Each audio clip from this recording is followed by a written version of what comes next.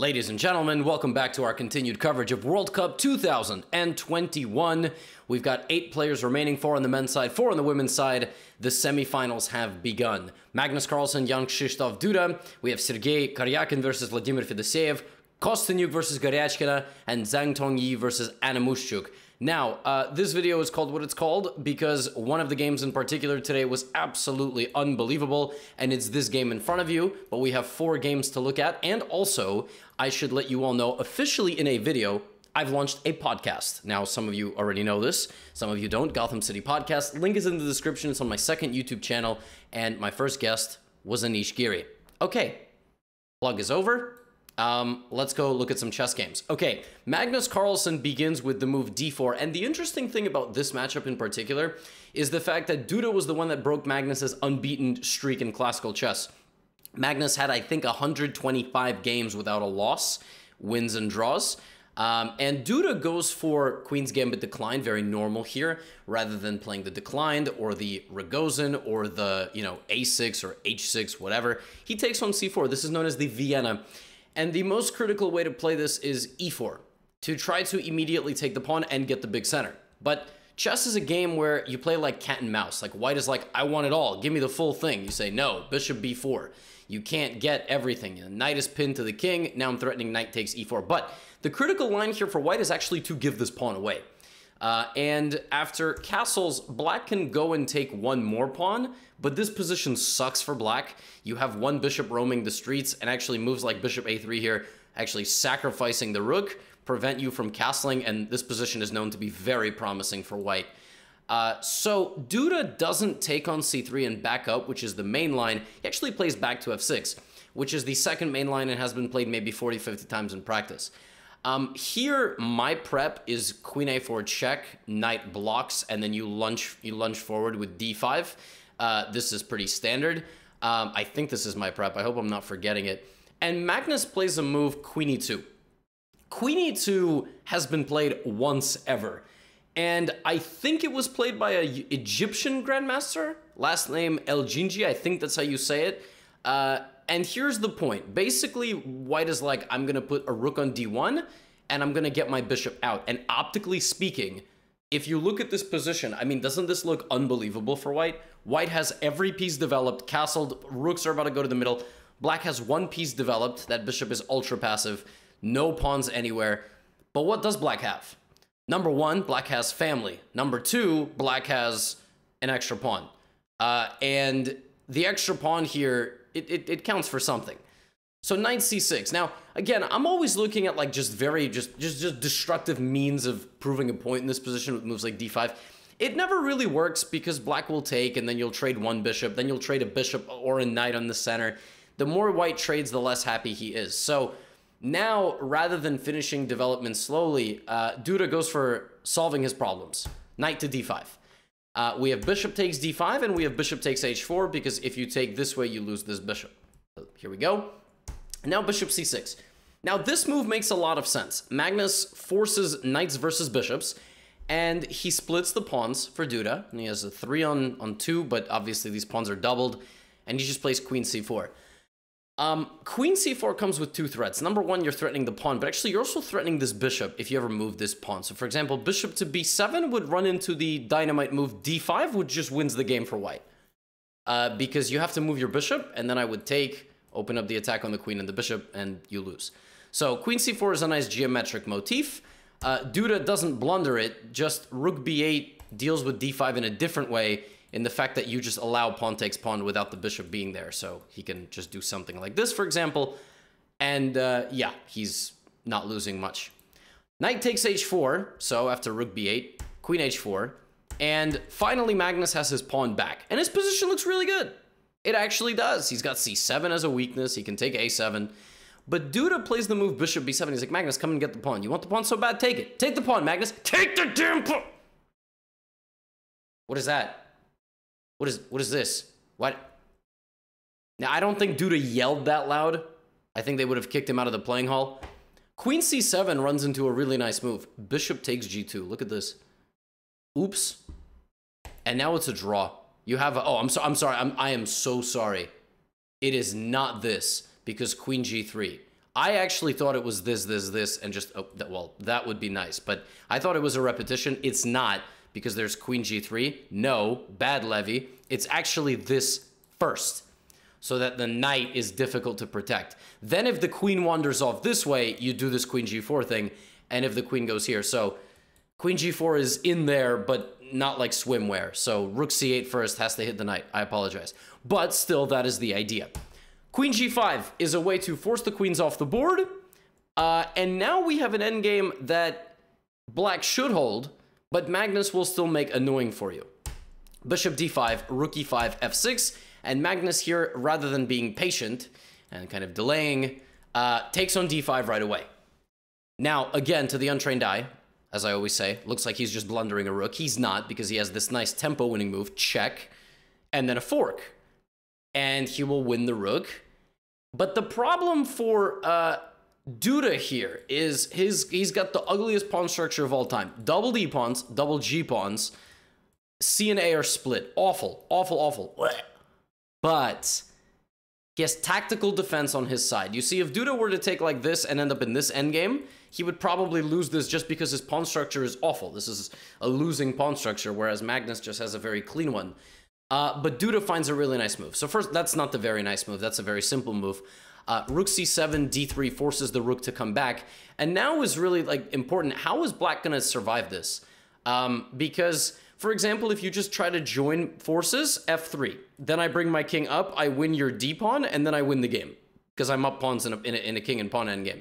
So Duda plays his king. Okay, I mean, that's not very complicated. f3, and now it's time to bring my own king. And again, if you play e5, king f2, and here Duda showed everybody that he absolutely belongs in the World Cup semifinal, and this game was a walk in the park for him. Black to play, force a draw. Okay, you say d2. No, d2 is a bad move because I just go here. You get the pawn closer to me. That's what I want. Okay, but this is the point, yes, that your pawn will walk. Who said rook c8? Rook c8 is an awful move. What are you doing? You just hang a rook. I didn't say hang a rook. I said, no, that rook c8 is the move. Because white can't take. White can't take because of d2. This is a very common tactical trick in endgames. Like, you can sack the rook and force the rook off the back rank, especially if the rook cannot guard from behind. Actually, if you notice, a couple moves ago, black can't do this now. Number one, it's check, but number two, let's just say this was the position. d2 now would run into this. So you can't let the rook stop you from the other side, right? That's the problem. So dude, he plays king e7, rook c8. Once he plays rook c8, it's just a draw because rook d1. Now, it's actually funny. If black just tries to repeat moves, then you run into king f2 and king e3 and you lose your pawn. So Magnus offered a draw because if rook d1 were to be played, Duda wouldn't go behind the pawn, activate your rook. That's what you have to do. Take, take, now it's a draw because rook 4 versus rook 4 is a draw even with the ugly structure, mostly because the king can kind of grab everybody and go, hey, everybody shut up, you're all weak, I'm the strong one. So first game is a draw. Second game, Tan Zhongyi versus Anna Muschuk. This one actually also begins with the exact same opening moves, but here black plays c5, known as the semi-tarash. The idea of the semi-tarash is to play cd5, and cd4 now is very popular, but knight d5, e4, knight c3, bc3, cd4, cd4, bishop b4, bishop d2, queen d2, castles.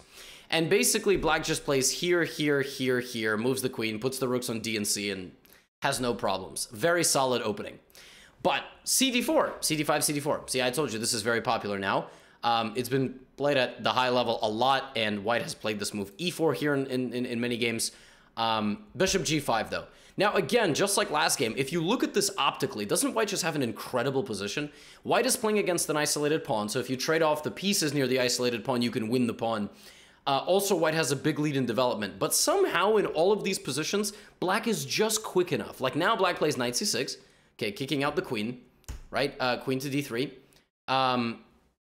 and queen to b6. By the way, I completely forgot to mention this, and I'm mentioning this like 8-9 minutes in. This is not the semifinal. This is the match for third and fourth place, just so we're clear, because Kostyuk and Goryachkin are in the final.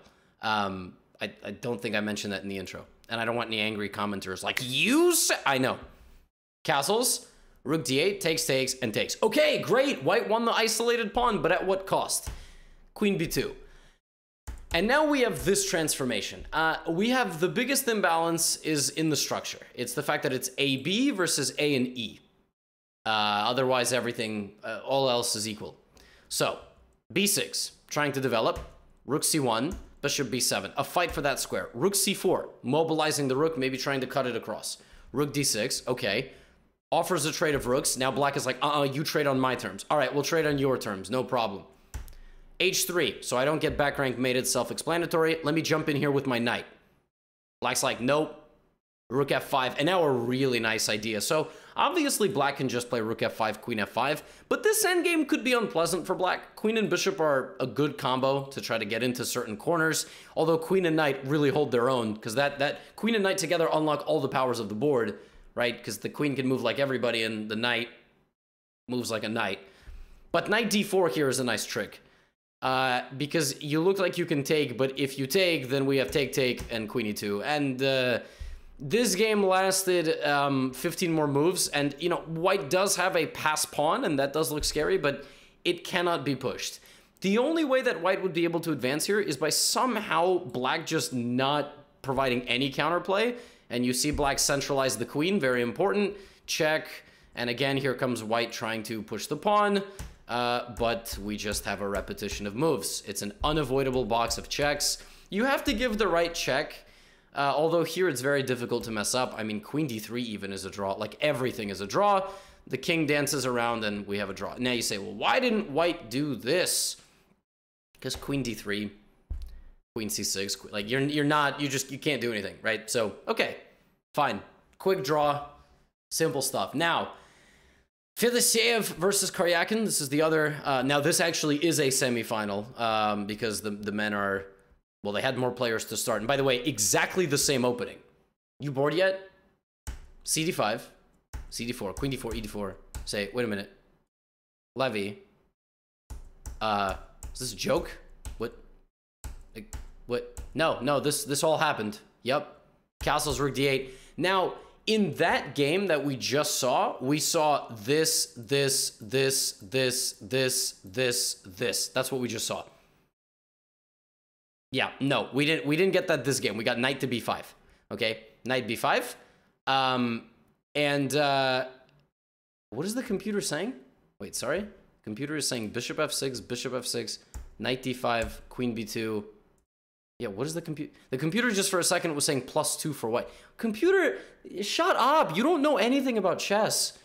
Anyway, this is the way that Fedosеев chooses to play this position. By trading a couple of pieces and a pretty different position from the last one, because the imbalance now rests kind of on this entire rectangle, right?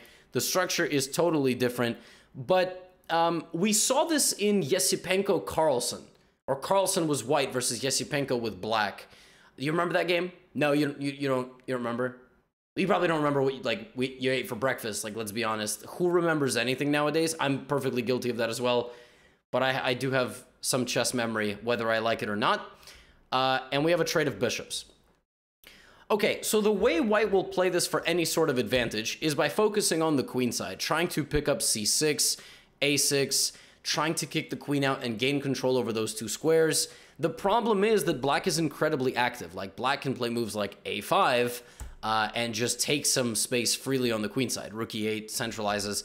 If you take on e4, black will just respond with the rook. You don't really have an opportunity to get at any of those things. And so queen c2, we have a trade, and you can take with the queen and hope for an endgame that looks like this, and optically this looks nice. You do get this, but you have nothing here. Not to mention black has a move like d4, and after pawn takes, rook takes, there's a back rank trick if you take the rook, so black is solving all his problems tactically. And this game was 40 moves long, like 43 more moves. And I'm not gonna lie, folks, not a whole lot happened. As is evident, not a lot is happening right now. Now, black takes a lot of space on the queen side, king side with h4. Fedoseev tries to... I don't really know what's going on. But Fedoseev has had a really good run in this event of winning games like this. Like, I mean, how many moves just passed? Like 12? Has anything happened? How about you and I just have a conversation? Oh, we missed... Oh, there was a trade of rooks. Okay. And Karyakin, yep, is going for the a4 pawn. So now if you take on c6, we have take, and rook a... Okay, now we have a rook endgame. Still totally a draw. Notice that he's giving up the d5 pawn in favor... Okay, that's actually kind of interesting. He just sacked a pawn, but he has a very active a pawn. And it's impossible for white to make progress. White is a pawn up, but can't do anything else. Like, by the time the pawns arrived here and rook a7 was threatened, rook d1 came, and rook a7 check, rook a8... And the funny thing here is that, like, if we just go back for a moment, if you play d6 and, like, rook e8 check, right? You actually forget about the a-pawn and you lose, which would be very tragic. So, rook a7, and to be honest, not a lot happened in this game. And I kind of feel like not a lot happened in this game, and this is just a draw. They agree to a draw here because black just stops the pawn. It's a known draw. I think they just wanted to make it to move 69, like white just played move 69. That's just a nice move to end the game on. So 69 moves, first game is a draw, and that takes us to the final game. This is why this video is called what it's called, why the thumbnail is what it is. This was an absolutely batshite game. Okay, batshite, that's what it was. I don't want to, you know, we got kids, whatever. I never swear, not on Twitch, not on YouTube, so... want to be a good influence for the children. Let me just take a sip of my kombucha, my guava goddess. That's what I call Lucy. I call her the guava goddess. Lucy's my girlfriend. I don't call her that. That's just weird. Why would anyone call their girlfriend a guava goddess? Anyway, let's go. So, d4. By the way, can I just say, it does not get any more Russian than Alexandra versus Alexandra in a final. d4, knight f6. Please, no, please. Okay, good. No repetition. G3. Nice. Bishop G2. Here we go. DC4. So this is kind of a Catalan, but kind of not. This technically is a Catalan, whereas Bishop on G2 has kind of an overlap. Some move orders, but now black can kind of never play B5. Knight to F3. Now we're kind of back in mainline Catalan. And here there's many ways to play for black. Black can play Bishop to B4 check. Black can play C5. Those are kind of the two main lines. Or... black can play a6. This is another way of playing. White has now blocked the bishop on g2, so you want to play b5 and bishop b7. There are two ways for white to play this. Immediately get this pawn back or ignore it, and just play on compensation. So white castles and knight c6. And this is black's entire point. Your idea is to play rook b8 and then b5. That is kind of the way you are playing this. So now the knight would just not have anything behind it. The bishop doesn't really worry you. Wow, why am I scratching my nose so much? Here, Goryachkina plays a move. I've actually never seen this move in my life. Bishop to e3. I don't even know what this move is. Which is probably, I don't play this line with black and I don't play it with white, but you're just restabilizing the center. Knight to d5 is a supernatural move here now by black because you just want to, yo, what is going on with my nose? I think I let my facial hair grow too long and now it's like going up into my nose and tickling it. But anyway, that's too much information. So, queen c1, takes. You have now given black the bishop pair, but you are going to go get that pawn. Because now if black plays the move b5, let's not forget that you never unpin the rook. b3, also there's another pin and another pin. Yeah, it's just not good. Okay, so castles, rook c4. How do you play this position with white? How do you do this? You need to focus on the queen side.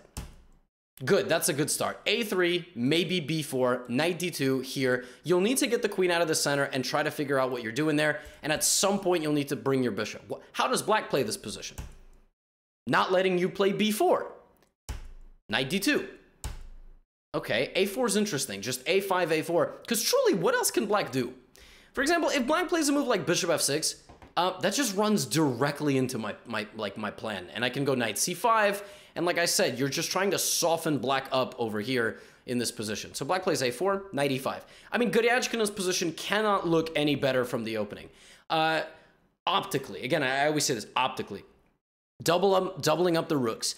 But Alexandra Kostyniuk is a really creative player. Here she finds an absolutely fascinating way to coordinate her pieces, which actually all began when she played the move a5. Watch how everything fits into its place. a4, freeing up the a5 square, enabling bishop to b5, enabling rook a6 to move to d6, to then play c6 now that the rook has left. Like, what on earth? What an incredible coordination of pieces.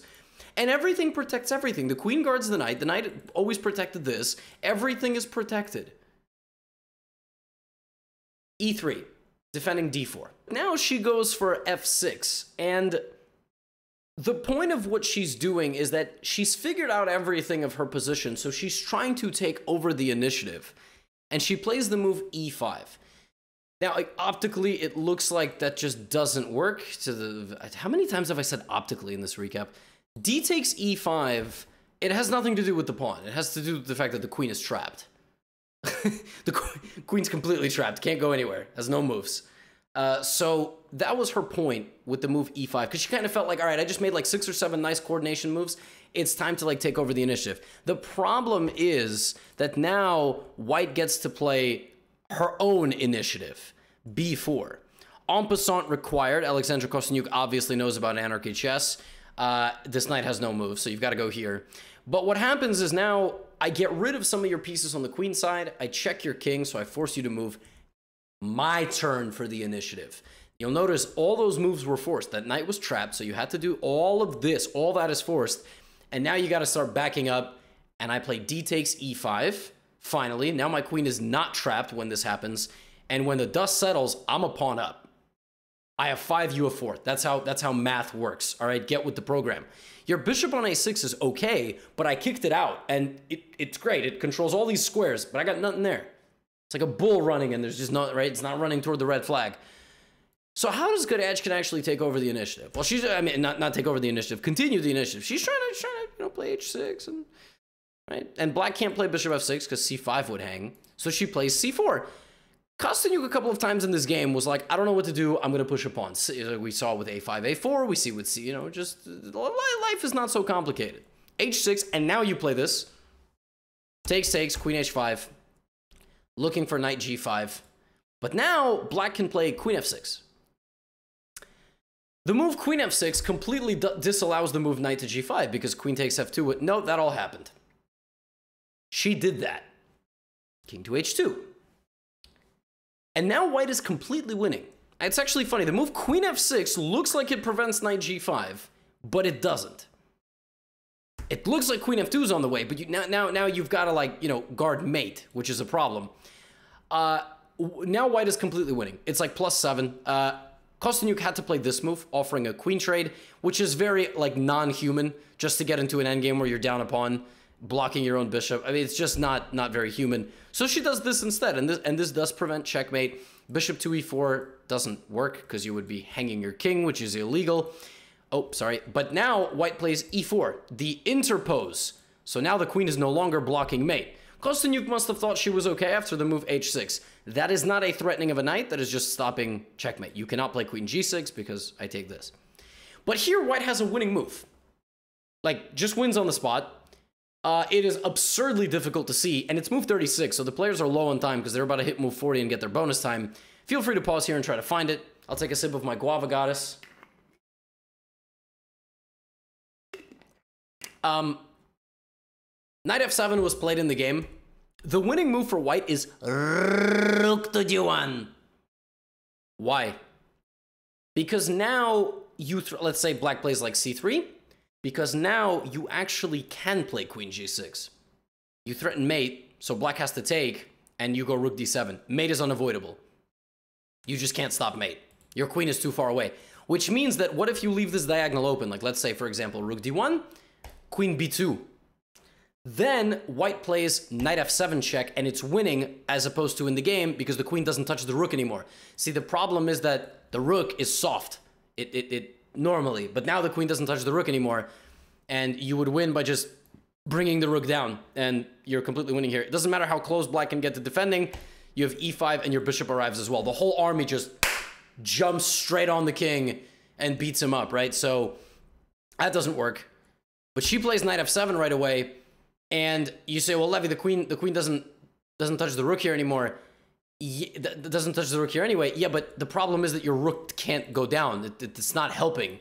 And now if you were to play rook d1, well, then you would just lose your knight. So that doesn't make any sense. So queen d5 pins the knight to the king. Well, kind of reverse, right? And if rook takes f7 in this position, rook f1 is just winning. You can't stop that. So now the position is 0-0-0. c3 reopens the bishop. Knight takes h6, double check.